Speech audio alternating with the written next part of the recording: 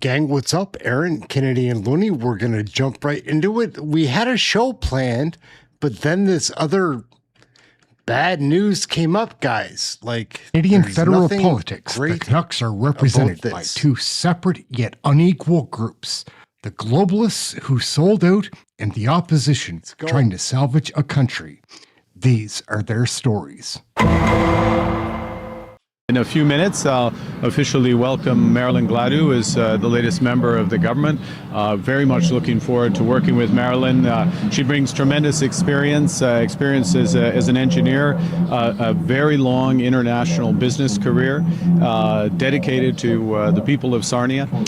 She's spent her whole career there, and of course a lot of experience as a politician. And she's going to be a great member of our team. Lots of energy, ideas, advice on a wide range of issues, including execution, getting things done, and this all comes at a time when the country as a whole is uniting to move forward. What's important is that we command the confidence of the House. So that we have the ambition of the country, that we put in front of the House of Commons the legislation that's needed to protect Canadians, to empower Canadians, and to build this country. And we look for that support. Sometimes that will come officially as members of the governing team, and sometimes that will come through the vote. So.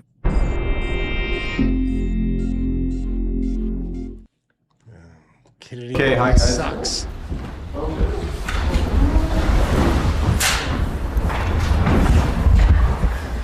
Alors, ok, ça marche? Ça marche. Ok, bienvenue tout le monde, bienvenue Marilyn, bienvenue à l'équipe gouvernementale. C'est un grand plaisir d'accueillir Marilyn Gladu à l'équipe du gouvernement, au caucus libéral.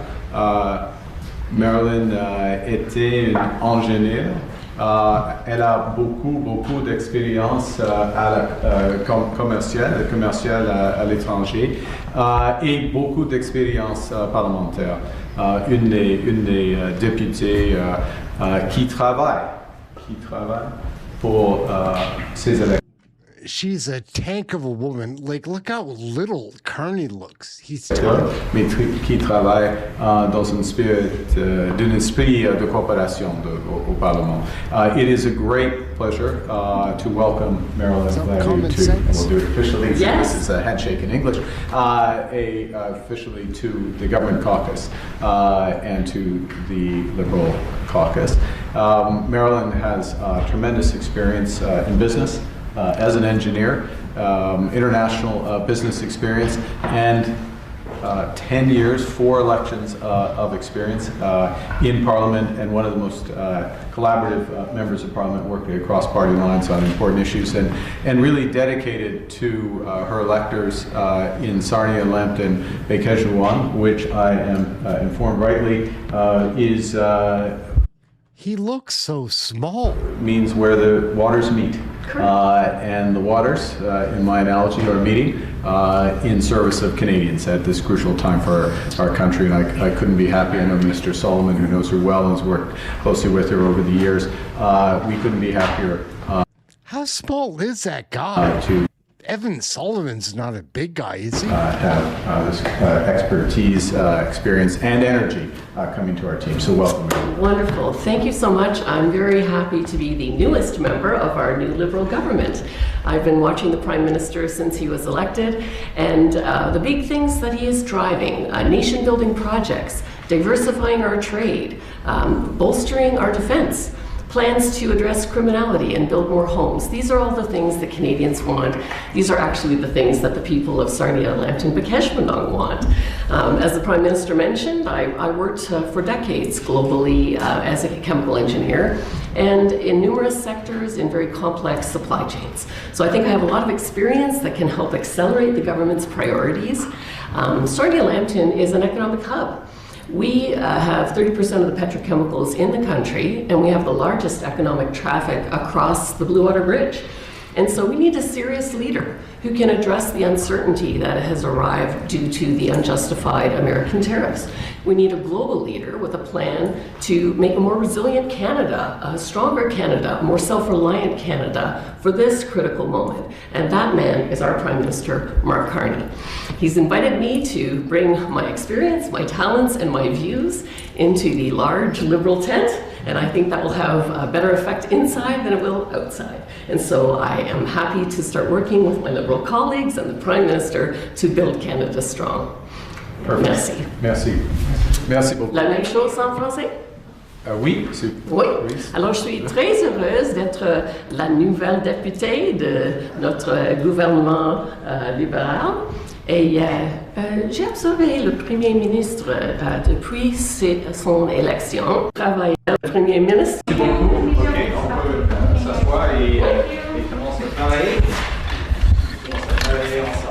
Let's get into something else. Oh, that's bad. Let's see what the crazy state media is going to say about all this. Hello, I'm Marcia McMillan. Thank you very much for joining us on CTV News Channel this morning. We want to get straight to some breaking news from Ottawa. Conservative MP Marilyn Gladu has crossed the floor to join the Liberals. Let's go to CTV's Rachel Aiello. She's in our Ottawa bureau with the details. Rachel, what do we know? What happened? Yeah, good morning, Marcia. This news has just broken. A statement has landed in our inboxes from the Liberal Party of Canada on behalf of Marilyn Gladu. And I'm just going to read you a bit from it to get a sense of what informed her decision to cross the floor from Poilievre's Conservatives to Mark Carney's Liberals. In it, she says, "Dear citizens of Sarnia, Lambton, Bijuwang," her riding, "the past year has been like no other that Canada has ever faced. And I've heard clearly from constituents that you want serious leadership and a real plan to build a stronger and more independent Canadian economy. That is why I have decided to join Prime Minister Mark Carney and Canada's new government as the newest member of his caucus. It is a privilege to have served as your member of parliament for more than a decade, and I have made a choice to do the best thing for our community's priorities and, importantly, for our country." So clearly, Marcia, what we're hearing here from MP Marilyn Gladu, who has been elected to the House of Commons in her Ontario riding 4 times, is that she is viewing, like some of her colleagues before her, the best place to deliver for her constituents is through being in the government caucus. Rachel, quick math for you. Is this the 5th floor crosser, and what does it mean for the seat count in the House for the Liberals? Yeah, so they are now at 171. Of course, that magic number to get a majority is even closer now. 3 more ridings up for grabs next Monday in those by-elections, which would now put the Liberals, should they win those 3 by-elections, safely over, still tight, but safely over that majority government threshold. Even if they win 2, the 2 Liberal strongholds in Ontario come Monday, they are comfortably in majority territory. Obviously, 1 or 2 seats is still fragile, but it's a functioning majority government. So, okay, let's walk through the math here, Marcia. We had Chris D'Entremont, we had Michael Ma, we had Matt Genereux, we had Laurie Idloud from the NDP, and now we have Marilyn Gladu. So yeah, that's 5. That's 5. I think it's also going to be something we're watching right now. The Prime Minister has made his way to Parliament Hill. It's our understanding he was going to be in his office around 11 a.m. So we're watching to see perhaps is Marilyn Gladu with him? Does he stop and make a comment? But clearly, and the Prime Minister indicated this in a post on social media, a big gain for the federal Liberals this morning. Rachel, what are you learning about, or what are you hearing about in Ottawa, the possibility from your sources that there could be even more floor crossers, perhaps before the by-election? Yeah, I mean, every time we get one of these statements in a floor crosser, it kind of opens the floor wide open to the possibility that there could be more. And should the federal Liberals court a couple more floor crossers before the by-elections, I think that would be, 1, historic, and 2, massively politically consequential. Obviously, there was some question over whether these floor crossers would cease if everyone was behind Poilievre once he won his leadership. Clearly, that has not been the case. Drip, drip, drip, they keep leaving. So I don't have any concrete evidence yet that there is going to be any more between now and Monday, but obviously if there are can I say, surprising choices like Marilyn Gladu, who has perhaps been out there sometimes in some of her commentary, being welcome in and deciding to join the Liberals, then certainly I think the possibility remains there for there to be more. And it's not only, I think, fair to say from the Conservatives, we now have Avi Lewis in as the federal NDP leader. Are there some of those 6 MPs who were perhaps, and I know they were, rooting for other candidates, wondering if they should take a similar move? Rachel, I know this is just breaking and you've joined us right away, but I'm wondering if we are expecting to hear from Pierre Poilievre today on this, losing another member of his party. Yeah, if they have not already, I'm sure our colleagues in the Bureau have sent messages requesting comment from the Conservatives. Nothing scheduled, as far as I'm aware, on his agenda where we could put that question to him publicly, but certainly this is just going to ratchet up the pressure on him. More questions again about his leadership, his caucus management style, in indicating that he's clearly not stopped the leak, could we say, of MPs not feeling like being in opposition is the best place for their constituents at this juncture in Canadian political history. And it's also, I think, worth noting the Prime Minister kept kind of downplaying suggestions that the Liberals were courting more floor crossers, but clearly they have a plan behind the scenes, some level of conversation going on, or at least some resonance of message with opposition MPs that if they join the government caucus, they could get some more favorable treatment in their riding. Who, as an MP who wants to get elected again, doesn't want that? And those are things that Poilievre, being in opposition, just can't offer. Okay, and as you're reporting, we were just looking at a photo that accompanied the Prime Minister's tweet, him sitting with Marilyn Gladu. Rachel, thank you so much. CTV's Rachel Aiello joining us with the breaking news this morning that Conservative MP Marilyn Gladu has crossed the floor. Rachel, welcome to come back if she learns anything more, including reaction from Conservative leader Pierre Poilievre to losing another member of his party. News just breaking in the last few minutes, and we have this press release, this statement from Ontario MP Marilyn Gladu, who was first elected back in 2015 as a Conservative under the leadership of then Prime Minister Stephen Harper. Of course, Harper lost that election, but Gladu has been an opposition MP now in her 4th term. So this is just hot off the laser printer, this statement from her saying, this past year has been like no other that Canada has ever faced, and I've heard clearly from constituents that you want serious leadership and a real plan to build a stronger and more independent Canadian economy. That is why I've decided to join Prime Minister Carney and Canada's new government as the newest member of his caucus.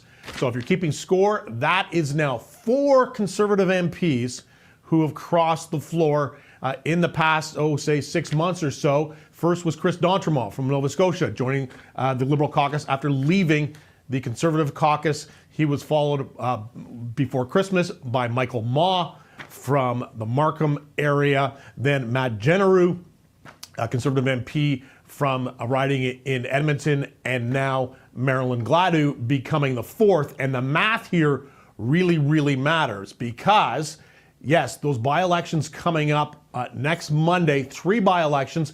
2 of them are in downtown Toronto, Scarborough Southwest, and University Rosedale. Those ridings vacated by the former MPs, Bill Blair in Scarborough, former Toronto police chief, who went on to become High Commissioner to the UK, and Chrystia Freeland, of course, who first woman ever to become Finance Minister in Canada. She has taken an advisory position to Vladimir Zelensky in the Ukraine. Those are safe Liberal ridings. Liberals very likely to win those handily. They have strong candidates in both ridings. Daniel Martin, a physician, and Dolly Begum, who in Scarborough, who until recently had been a member of the provincial New Democrat Party. In fact, was the deputy leader to Marin Stiles at that. So she not only crossed the floor, but also changed the level of politics she's running it. But then there's that by-election in Terrebonne, that 3rd one. This is a much closer race. Bloc Québécois very strong in that riding. It will be a real surprise if the Liberals can win this back. It's going to be closely contested. And until this morning, that was a crucial by-election because if the Liberals win that, that would give them an effective majority in the House of Commons without having to rely on the Speaker. If they win only the 2 and lose Terrebonne, they would have had to have still found another vote somewhere in the House of Commons or have the Speaker vote and break ties. The Speaker is a Liberal,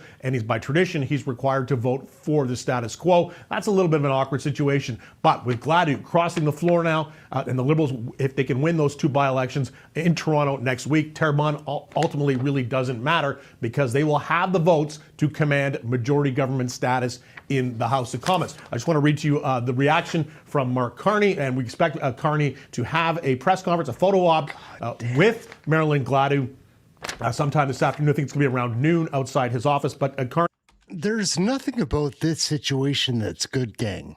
Like, anybody agree? Writing that in this period of global economic uncertainty, Canada's success will depend on our ability to transform our ambition into progress, our strengths into sustainable advantage. Marilyn brings the pragmatic, results-oriented leadership that this effort demands. And he also goes on to note that she's been praised by her parliamentary colleagues, that is other MPs, for her willingness to work constructively across party lines. That's certainly something true. This is something we've seen from the other MPs also. They're sort of regarded as more centrist MPs. These 4 MPs who have crossed the floor, left the Conservatives to join the Liberals. What we did not hear, and we have not heard yet so far, is any comment from Conservative Party leader Pierre Poilievre. And Gladu didn't really mention him in her statement either, but this is becoming a crisis for him. Of course, back in January, he survived that leadership vote in his own party, survived it handily, 87% approval rating from people who made it out to Calgary to cast votes there. But this is a more worrying sign that the people's MPs in his caucus keep leaving and joining the Liberals, giving the Liberals that majority. There is going to be a lot of bad blood and anger expressed in the next hours or so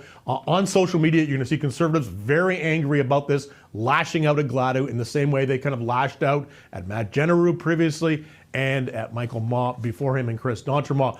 But it is certainly something that Poilievre is going to have to address because even though he got this resounding result on his leadership review, MPs in his caucus, quite obviously, there are some who feel very differently. And this is now setting up to Poilievre either is going to have to stay on as Conservative Party leader until with the majority government, until the Liberals lose power, which could be not for another 3 years or so before we're into another election, unless Mark Carney decides to call one sooner. A difficult moment for him and finds that we're waiting to see what the Conservative leader has to say a little later today. But we'll be watching at noon for that photo op with Mark Carney and the newest member of the Liberal caucus, Marilyn Gladu. There's people who have done forensic audit. Okay, I'm not sure you have done that, but Raymond Chabot... We'll get into that in a moment. Just to say, guys, like, we had a show lined up, which we're going to present right now. That stuff happened this morning. Like, Gladu, oh God, it's not good for Canadian citizens that think that it's going to be the way that it was. Things are going to change here pretty dramatically. Anyhow, I thought FPC, our little Minister of Finance, was going to be the story of the day, like his China ties and having to decline from Alto or sign off on that. Anyways, let's get into... But did a forensic audit, sir. What the show was. And that's not the conclusion they reached. That's what I'm saying. You have to work on the basis of evidence and have due process and procedural fairness, sir, because if you're going to say things like that, sir, I'll tell you something. If you're going to say things like that, you have to make sure that what you say is backed by evidence. Thank you for that advice. Have you ever contemplated why the Auditor General is actually involved? Yes, because we've been working with them. Because they feel that you didn't do your job. That's not at all. Ask them. All right. Ask them, sir. That's exactly what they're saying. Because we work with them and we welcome their investigation, sir. People need to be held accountable. People need to be fired. I'm not the fact finder. I'm the minister. That you did not receive, that you did not review that report yourself? Mr. Chair, can I answer the question that was like 30 seconds? Because, you know, there was a lot in this, by the way. The buck stopped with me as minister, but I would advise you, you might not be a lawyer, but to read the law that says what are the rights and obligations of the minister under the law. And I would advise you to read the terms and conditions of the contribution agreement. Oh, believe me, sir, I have. Because as an arm's-length organization, sir, the minister by law is not allowed to manage human resources. That's how the act was created. I'm not created. talking about human resources. That's how the act was created, I'm not talking about human resources. I'm talking about the misuse of taxpayer money to the tune of $150 million.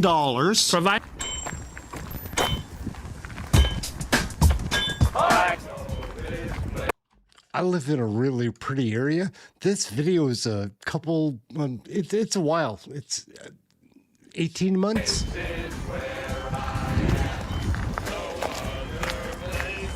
Hey gang, what's up? Aaron here, Canadian Looney. How you doing? Just walking in my favorite little spot to walk these days. Love it here. We've got a blast from the past today to show. This is Larry Brock tearing up little Francois Philippe Champagne. He's Minister of Innovation, and a little rat, a little chihuahua, a little weasel, little lapdog. It's pathetic, spoiled brat who's a tiny man. I've heard that he's 3'9". Tiny little punk. Anyways, Larry Brock is pissed off and letting him know that, well, Larry Brock's a very experienced lawyer, and this guy knows how to handle himself. FPC just knows how to talk big and hard. Probably never had to back it up. I can't imagine that it did. Little tiny, tiny man. And he's a pathetic liar. Awful voice. It's good to looks up like some kind of snake. He is a snake as well. Anyways, Larry Brock tears him up. Larry's one of my favorites to watch. Who are your favorite politicians to watch? I like watching Larry, probably number one. I like Poilievre quite a bit to watch. Mike Baird is way up there. Stephanie Cousy is fun. Big fan of Jaws Raj Halan. He's real sharp in there. Jamil Javani, when he goes, Jamil Javani, he's pretty great to watch. He's only young too, really sharp for a young man. Pretty incredible story. Who else we got? Did I say Melissa Lantsman yet? When she goes, she's fun to watch in committee. Garnet Genu, Michael Cooper, obviously. Michael Cooper's been lighting it up in committee lately. Very fun to watch. With respect, Minister, I know you started off by trying to brief us on your legal knowledge and trying to give us some legal parameters. But with respect, we don't want to hear about your legal opinion. We want to hear about your political responsibility as minister on this extremely important portfolio. Understood? Listen, sir, I do my job and I have a legal background, and I'm very proud of that, and I want to excuse myself to say for the record that I happen to understand these things perhaps better than others, because you understood the question. I'm a lawyer and I used to be I got limited time. I'm a lawyer. FPC here is such a weasel, trying to dupe a guy that's smarter and more experienced than he is. What kind of idiot tries to dupe Larry Brock? And then he's like asking for help from the chair. He's a weak, tiny little man that's a liar, part of the liberal caucus cult. Drank too much Kool-Aid. Chock full of arrogance. I will move on. Sir. Thank you. Thank you, sir. You've heard the concept of ministerial responsibility, right? I'm very familiar. I've been Minister of the Crown. Yeah, the buck stops with you. I totally, but I would tell you. You keep talking? No, sir. This is my time to talk. I haven't asked you a question. Okay? You talk about, well, you know, that's not my responsibility, and they're going to be doing this review, or they're going to be making those changes, etc. But ultimately, they report to you, sir. The buck stops with you. And I know that there is a pattern in this Liberal government of ministers not accepting responsibility. I hope you're going to buck that trend and actually show real leadership and actually accept responsibility for this matter, because this matter has essentially been a year old. These whistleblowers come to the Auditor General and complain, not just one whistleblower, up to 20 whistleblowers, consisting of employees, consisting of senior executives. And I know that the SDTC likes to classify them as just troublemakers, but they're not. They received advice to prepare a 300-page informational package and send that off to the Privy Council office. That was done in February. Now, I understand through your evidence, sir, that you received notice that your department received that report in March, correct? See what the view is like out here. Do a little 360 out here, maybe. Another MP that's on the serious hunt is Michael Cooper. Michael Cooper's not letting this go. Like, Michael Cooper doesn't look like one, but this guy is a cowboy, guys. He is ferocious. I wouldn't want to be trying to hide from Michael Cooper because, oh, I think Michael Cooper's smarter than I am. Did you say that you do not have possession of a 300-page whistleblower dossier? Did I hear you right? The department does. I don't. Have you read it? No, I don't have possession of it. The department has. You haven't. You mean to say that you take this very seriously, but you're willing to take whatever action is necessary. You've repeatedly said you're a lawyer, and you haven't taken the time to review the contents of the 300-page. Well, I'll tell you very simply, you're a lawyer as well. I'm not the fact finder, I'm the minister. That you did not review that report yourself? Mr. Chair, can I answer the question that was like 30 seconds? Because, you know, there was a lot in this, by the way. The buck stopped with me as minister, but I would advise you, you might not be a lawyer, but to read the law that says what are the rights and obligations of the minister under the law, and I would advise you to read the terms and conditions of the contribution agreement. Oh, believe me, sir, I have. Because as an arm's length organization, sir, the minister by law is not allowed to manage human resources. That's how the act was created. I'm not talking about human resources. That's how the act was created, I'm not talking about human resources. I'm talking about the misuse of taxpayer money to the tune of $150 million. Provide me the evidence of that, sir. You want evidence? Take a look. Take a look at the three. Provide me the evidence, because the only evidence that exists one at a time. Is the Raymond Chabot. You want evidence, sir? If you have evidence, provide it to me, Brock, sir. Minister, just hang on a sec, okay? Let's get one person talking at a time. You want here. evidence? I understand it's emotional. Mr. Brock, you have the floor. You have the floor. Go ahead. I suggest if you want evidence, you actually show some responsibility and read that 300-page report, which listed all of the improper payments that went to companies that did not adhere to the contribution agreement number 9 that you keep referring to, that forms the basis of your legal obligations. I encourage you to do that, sir. Or did you, in fact, just receive a briefing from someone in your department about that 300-page report? With respect, Chair, how can you say that they don't respect the contract? Have you done the forensic audit? I mean, there's people who have done forensic audit.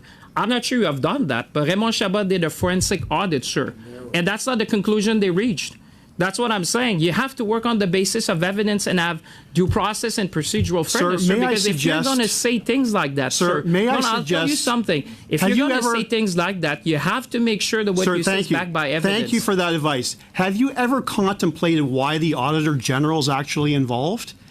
Yes, because we've been working with them. Because they feel that you didn't do your job. That's not at all. Ask them. All right? Ask them, That's sir. exactly what Ask they're them, saying. because we work with them and we welcome their investigation, sir. People need to be held accountable. People need to be fired. You've done absolutely nothing, despite claiming you're taking this so seriously. You've got your ADM in your own department claiming that you were going to freak out, that changes had to be made, that the board had to be replaced. You did absolutely nothing, sir, between March and October. Did you actually have meetings with your ADM to talk about this issue in that time frame? Mr. Chair, I would say I work on the basis of evidence. What the members Sir, did you have conversations with your ADM? And I would advise you should take legal advice before you make these allegations, sir, because the only evidence that exists is in the Raymond Chabot report. Trying to brag about, I'm a lawyer, blah, blah, blah.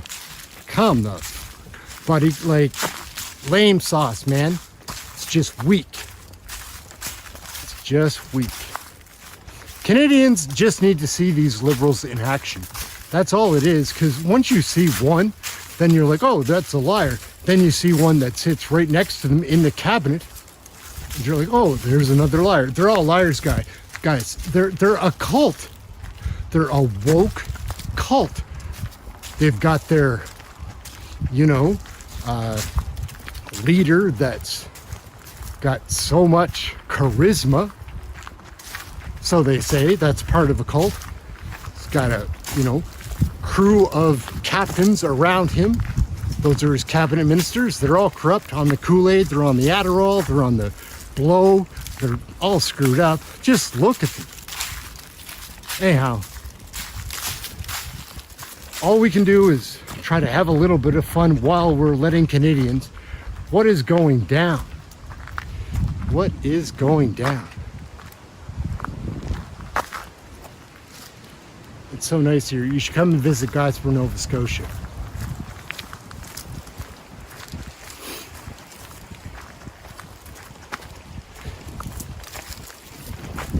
FPC should just shut up. Get yourself off the camera. Canadians are going to hate you when they see this. Immediately. The only people that are still liberal are people that don't follow politics. And they like the idea of things. Wait until you see the idea of things in action. Going to take away our...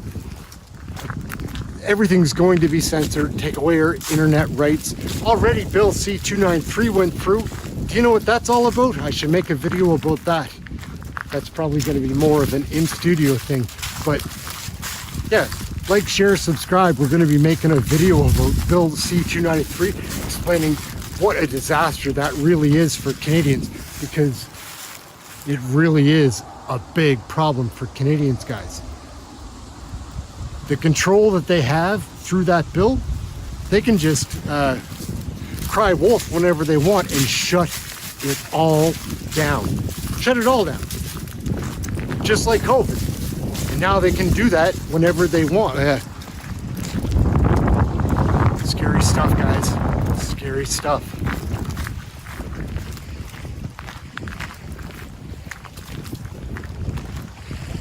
I guess we'll wrap it up just about right there. That's all FPC could stand to handle from Larry Brock.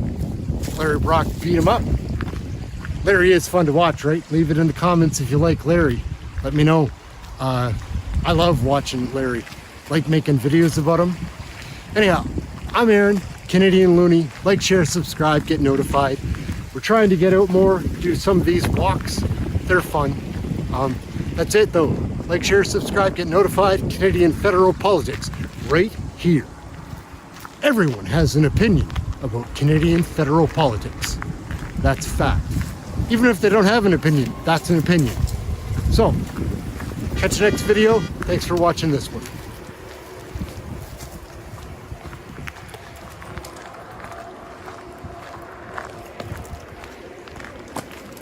Leave it in the comments, gang, what you think about little Francois Philippe Champagne, little gimp, and Larry Brock. He's not a gimp. He's a real man. Go, Larry, go. Aaron, Canadian Looney. Like, share, subscribe, get notified. Check out some of the other videos. We've got lots. And yeah, that's it. We'll check you out next time. Thanks for watching the video, gang.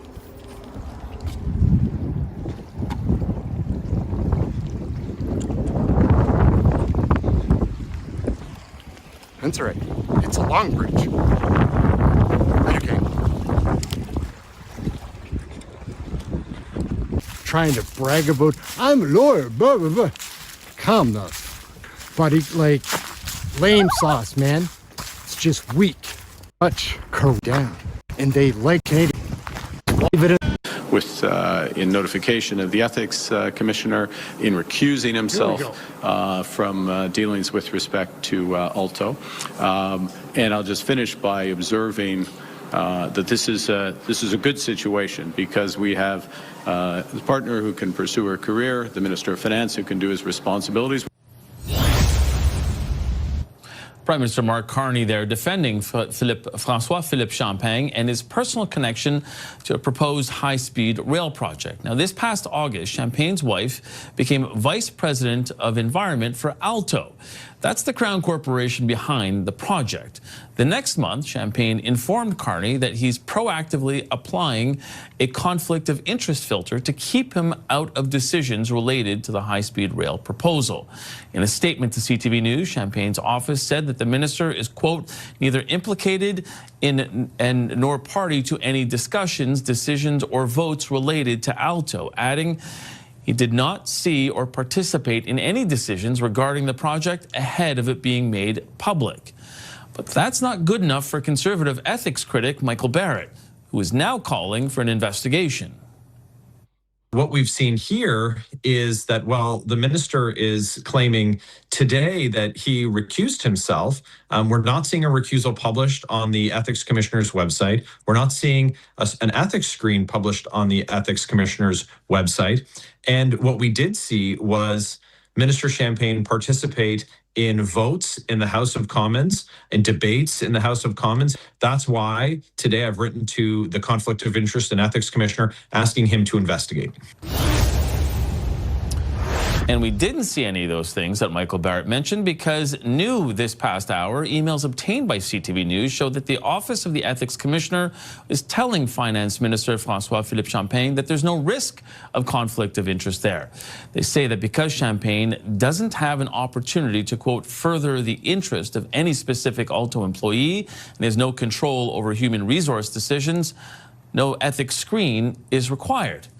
So is it now case closed, or is this still going to be a political liability for the Liberals? Well, let's ask the front bench. Dan Moulton is a former senior advisor to the Liberal Ontario governments of Dalton McGuinty and Kathleen Wynne. He's now partner with Crestview Strategy. Shakir Chambers, sitting right next to him, worked in Prime Minister Stephen Harper's office before becoming a policy advisor to the International Trade Minister. And with me here in studio is Kathleen Monk, former Director of Communications to the late Jack Layton. She's now the principal owner of Monk and Associates. Okay, thank you for being here, everyone. Dan, we heard the explanation. We've heard the back and forth. I don't want to say, is there nothing to see here anymore? But because it seems like he followed the rules, it seems like there is no need for an ethics screen. However, this still isn't a great look for the Liberals. I'm not sure, Mike, there's ever anything to see here at all. I think the Conservatives are trying to make something out of what is absolutely nothing. It's clear that there was no ethics screen put in place by the Commissioner because they didn't feel one was necessary. Yet the Minister was proactive enough to recuse himself and screen himself from decisions on this file because he wanted to avoid even a perception of a concern here. I think that was a wise political choice on his part.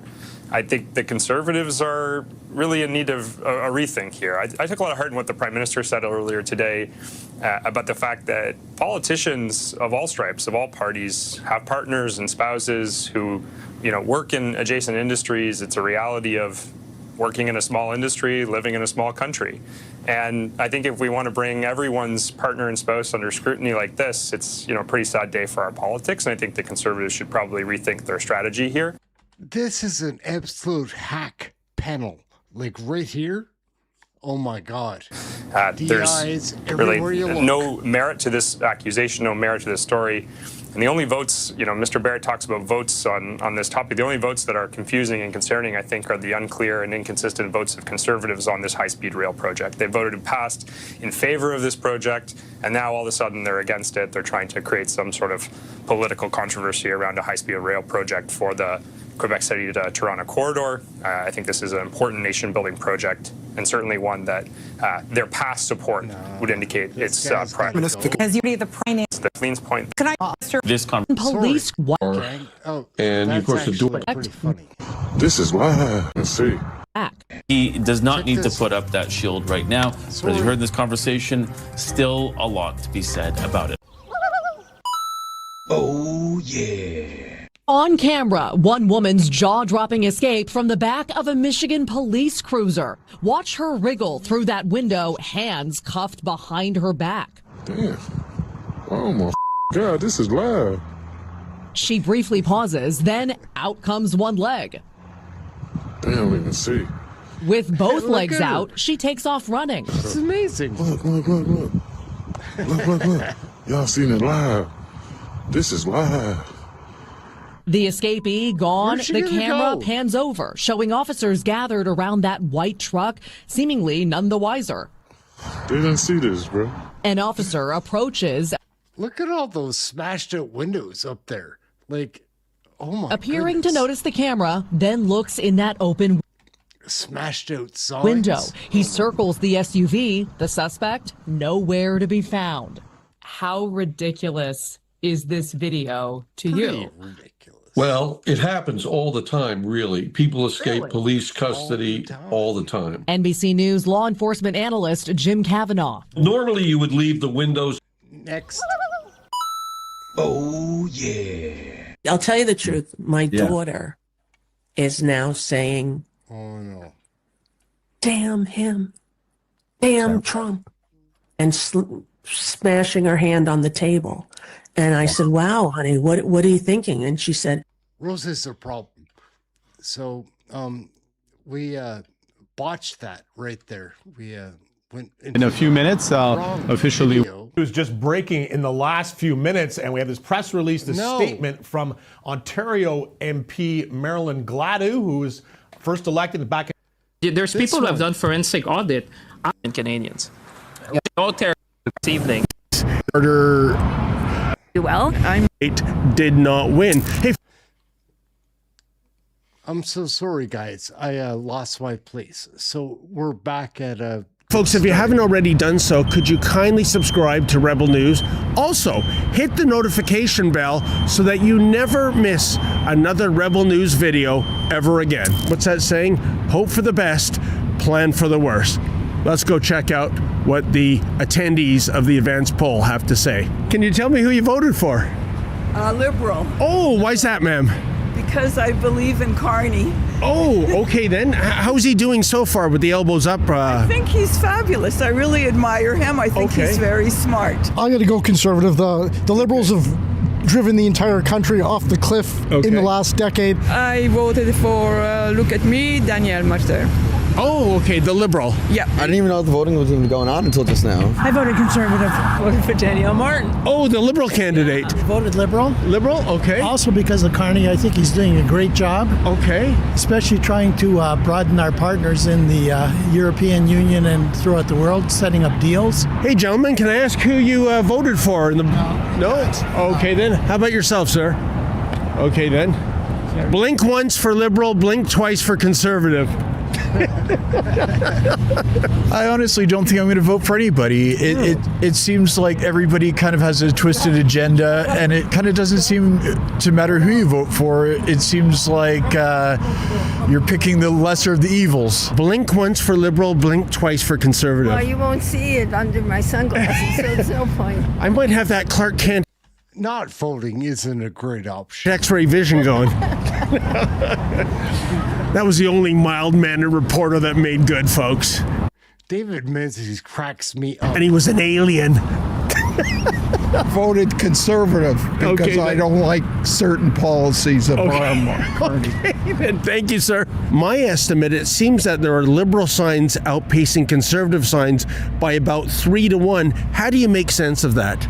Well, we know that signs don't always equate to votes, and sometimes the conservative voter is shy given the censorship, et cetera, that's going on, going to be happening. I know there are a lot of conservatives in the area, but, I think everybody in Canada deserves an opportunity to do well. We need an economic environment that's healthy so everyone can do well. I'm liberal since I was born, and there you go. Oh, why have you been Liberal since you're born? Because I like the way they act, their policies, and so on. When you look at Mark Carney's body of work, he's essentially going to become Stalin light. Like you guys have covered like what's in C9 and some of the other bills. Mark Carney is the right leader for us at this point in time. We're facing a lot of challenges economically and socially. Okay. I like Pierre Poilievre. Like, I feel like he seems like a person that's trying to say all the right things, but I don't think when he gets into that office actually handling it, I don't know if he's capable of doing it. Okay, then. I think immigration is a pretty hot topic and one that definitely needs to be addressed. I mean, I've been out of work for over 3 years, and I see everybody walking around pretty happy around me. You know what I mean? In our neighborhood, like, safety is a massive concern. I'm quite surprised that some people have signs, for the Liberals. The way that he's, bribing those people to cross the floor, like the lady from Nunavut, when he gave her a big cash contribution and made her son's child whatever thing disappear. But we don't have that trade deal with the U.S. yet. It's okay, we'll get there. That's certainly not Mr. Carney's fault. Oh, it isn't? Okay, I thought he was Mr. Elbows Up. Well, he is Mr. Elbows Up, but Mr. Trump is Mr. Unpredictable. We shouldn't have been in the U.S. basket for that long anyways, But it kind of makes sense. It's a huge market. We share a border. I'm surprised that we haven't been doing it sooner. Okay. Yeah. Anyone that's talented or was trying to make more money or have more opportunities, they feel like the need to go to the States immediately, right? Yeah, we see that as a trend, actually, yeah. And Bill, I think ways by the time the minister gets around to making his budget. Honorable Minister. Speaker, it's a pleasure to answer that question. The member would know, and we've been public, we have collected so far $1.7 billion in counter-tariff in Canada. The Honorable Member. Will the rest of the tariffs be collected by the time the budget comes out? Yes or no? The Honorable Minister. Speaker, as I said, my honorable colleague is a very experienced member of this House. And he lies right here. I've already answered that question, saying it's $1.7 billion that we've been collecting, and these sums will be used to support our workers and our industry. The minister collect the remaining amount of the $20 billion.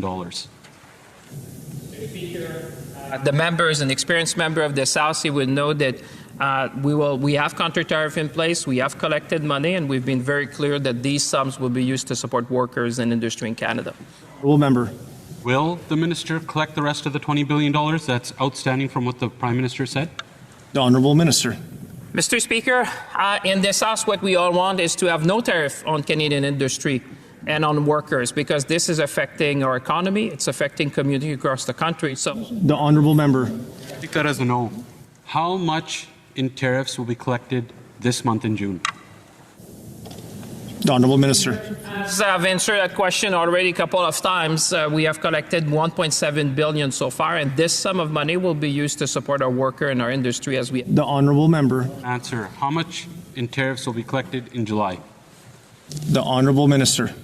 Mr. Speaker, we'll be happy, and the member will be able to see when the tariff have been collected. We always render the number public, but so far it's been $1.7 billion. The Honorable Member. If the minister doesn't know, the officials are sitting there and can ask them as well. How much in tariffs will be collected in September? Honorable Minister. Mr. Speaker, I would say all Canadians expect and would hope that by September we may not have to collect any tariff, because Prime Minister has been clear, we're going to fight, we're going to protect, and we're going to build this country. Honorable Member. Tariff collection was a part of the Liberals' costed platform. Now there will be a downfall. How big will the deficit be if the remaining amount will not be collected? The Honorable Minister. Mr. Speaker, as I said already, what we want, not just the government, but I would say all Canadians, is that there be no tariff imposed on Canadian industry and our workers. That's what we're fighting every step of the way, Mr. Speaker. Honorable Member. Can the minister tell us on what date the budget will be tabled? The Honorable Minister. Mr. Speaker, we have already answered that question. We said there will be a full budget, a great budget actually, a budget that looks forward, that is ambitious, that is going to be making Canada resilient, and it's going to be in the fall of... The Honorable Member. In that budget, how much will they project will be collected from the U.S. tariffs? Honorable Minister. Mr. Speaker, as you would hope, I'm sure, I know you would hope that is by that time there would be no tariff imposed on Canada, Mr. Speaker. The Honorable Member.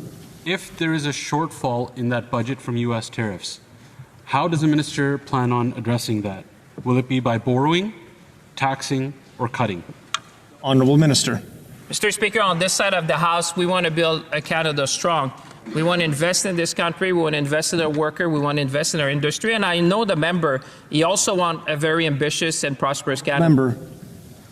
Can the minister confirm, is he saying that he won't collect the total $20 billion in U.S. tariffs? Yes or no? The Honourable Minister. Mr. Speaker, as I'm sure you hope, and all Canadians, is that there would be no tariff. And so therefore, as you would appreciate, this is not something that we wish. Move on to the next member now. Oh, yeah. The Honourable Member for Dufferin-Caledon. Thank you. Minister, do you know how many Ontarians regularly used a food bank in 2015? The Honourable Minister. Madam Speaker, I think the member would appreciate by reducing taxes, we're helping all Canadians. The measure we just announced will help 22 million Canadians. The Honourable Member has to indicate how. The Honourable Member has to indicate how he will be sharing his time, please. This is going to start getting fun again. Just say Splitting your 3 ways. I'm splitting my time 3 ways. Thank you. Minister, the answer is 353,000 Ontarians regularly use the food bank in 2015. How many Ontarians are regularly using the food bank as of today? The Honourable Minister. Madam Chair, the colleague will be pleased to learn that the tax cut we have offered is going to help 22 million Canadians and a number, obviously, of Ontarians. So I'm happy that he voted in favor of that particular. Honourable Member. That question is 1 million. Over a decade of your government and you being a minister, the number of people in Ontario who regularly use a food bank has tripled. It's gone up by almost 700,000. Will you apologize to those 700,000 Ontarians who now must go to a food bank to put food on their table as a result of your government? Remind the Honourable Member to speak through the chair and not directly to another member. The Honourable Minister. Speaker, in terms of apology, I think the member should apologize to all Canadians to have voted for every measures that would support Canadians, whether it's about childcare, whether it's about dental care, whether it's about any program that help Canadians, the member has voted against. That's not exactly good, Madam Speaker. For Dufferin-Caledon. Madam Speaker, his indifference, this minister's indifference to the 1 million Ontarians regularly using a food bank to feed their families, I find quite frankly disgusting. How many Ontarians in 2015 were full-time employed and went to the food bank in 2015? The Honourable Minister. Madam Speaker, one thing that every member in this House should be careful is about being authentic. When you vote against measure that helps the people you represent, you cannot stand in this House and do moral to other members. The member has voted against measure to help Canadians, and he knows that very well. Member. He doesn't know the answer to the question, he can just say it. We're talking about people that have to go to a food bank. That's their track record. The answer is 8%. The question is, how many members using how many Canadians using a food bank regularly now are full-time employed in 2025 as opposed to 2015? The Honourable Minister. Madam Speaker, I'm sure the people watching at home tonight are wondering, what is he going to tell to the people using the food bank why he voted against program to help them? That's really the question that people watching at home are asking tonight. Honourable Member. Madam Chair, these programs were in place for the last 10. These programs have been in place, and yet the numbers at food banks keep rising. So the minister knows the number of people using food banks now who are full-time employed. I love Kyle Seaback. He's got a silver tongue. Employed is 25%. It is also tripled after 10 years of this government. Will the member apologize to those people who are full-time employed and now must go to a food bank to feed their families? The Honourable Minister. Madam Chair, would the member apologize to the children of Canada and the children that was riding when you voted against a food program for children? Madam Speaker, when you make allegation in this House, you have to be careful about the answer. He's voted against program to help children. Member. People in Ontario regularly using food banks are children. Your programs don't work. Minister, you said in 2023 that you were going to make grocery prices. Can I remind the Honourable Member through the chair, please? Chair. I didn't say anything. You were saying you say anything, so please. The member said that in 2023 that he was going to work hard at making groceries more affordable. Did grocery prices go up or down after he made that statement? The Honourable Minister. Madam Chair, the question that Canadians are asking tonight when they're watching, and I have a lot of respect for the member, but why did he vote against a national school food program for children? That's the question that people are asking tonight. If he wants to go in this line of questioning, I'm happy to answer, but people... Madam Chair, the member knows that grocery prices have gone up every single time since he made that statement, so he either misled Canadians or he was completely incompetent in his job to bring down grocery prices. Which one was it? The Honourable Minister. Madam Chair, again, I don't want to go in this line of questioning to the member because I know he's an honourable member, but why did he vote against the program to support children? The National Child Care Program, Madam Speaker, if you want to go in that line of questioning, you have to be able to take the heat from his constituents who are going to ask, why did you vote against? Oh, yeah. He's a The little Honourable dog. Member for Newmarket Aurora. Madam Chair, the minister prepared Watch a this. spending plan, but he did not make the time to prepare a plan on how he was going to pay for it. Why is that? The Honourable Minister.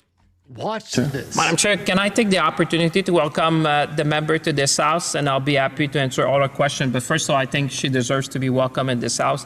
We're delighted to have her with us tonight. Member for Newmarket Aurora. What?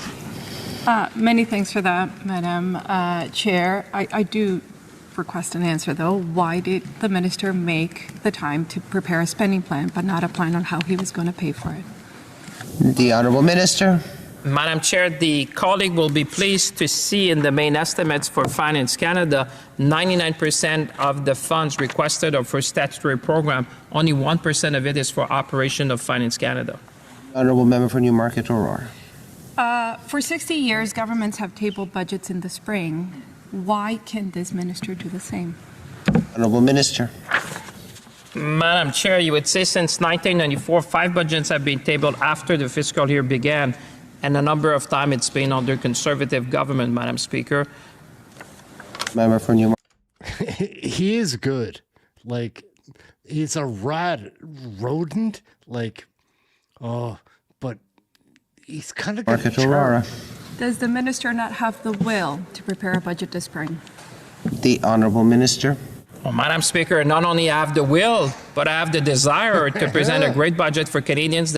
Like a James Bond villain. That she can be proud and sell in her own jurisdiction and in her own writing. Honourable Member. He has the will. Does he not have the time then to prepare it? The Honourable Minister. Madam Speaker, I know she's anxious to present it to her constituent, but it's going to be a great budget. We're going to build Canada strong. We're the true north, strong and free. Honourable Member. If the budget will be so great, why is he afraid of tabling it this spring? Honourable Minister. Madam Speaker, I know that she's eager to present it to her constituents and really have her constituent look at this great budget, but she will have to wait just a little bit longer, but it's going to be great and she's going to be proud of that budget. Honourable Member. Madam Chair, there's an affordability crisis. People are going hungry and they're going to the food bank. The hunger in the affordability crisis is not going to wait till the fall. We need a budget this spring. Why is the minister forcing Canadians to wait? Minister. Madam Chair, we did not wait. That's why the first thing we did in this House, and the member voted in favor, was a Ways and Means motion to reduce taxes for 22 million Canadians. She should be proud. She can put that in her householder to inform all her constituents that she voted. The Honourable Member. The measure was going to reduce taxes by $800, but the cost of food is also going up by $800. It means 800 minus 800, zero. Canadians are not going to be better off. So will the minister please deliver a budget? Minister. Madam Speaker, you know, humility in politics is the best thing you can have. I don't want to correct the member, but in fact, the member should know that people in her riding can save up to $840 for a family with 2 incomes. This is great. This is a great news, and I'm sure she's going to put that in her householder. Member. So we're talking about a difference of $40, but I have another question. If single mothers can budget to feed their kids, why can this minister budget to run this country? Honourable Minister. Madam Speaker, I'm sure the member will appreciate that the first order of business was to reduce taxes for 22 million Canadians. There's a lot of people in her riding watching tonight, and they'll be happy to see that she voted to reduce their taxes and support the Liberal government. Okay, we're talking about the respect of taxpayers' dollars. So I have a scenario, an example. Will the minister hand me $486,000 today if I give him a list of the investments I'm going to make, but I cannot tell him how I'm going to pay him until the fall? The Honourable Minister. Madam Chair, she should take comfort that the first measure passed by this government in this House was a tax cut for the middle class.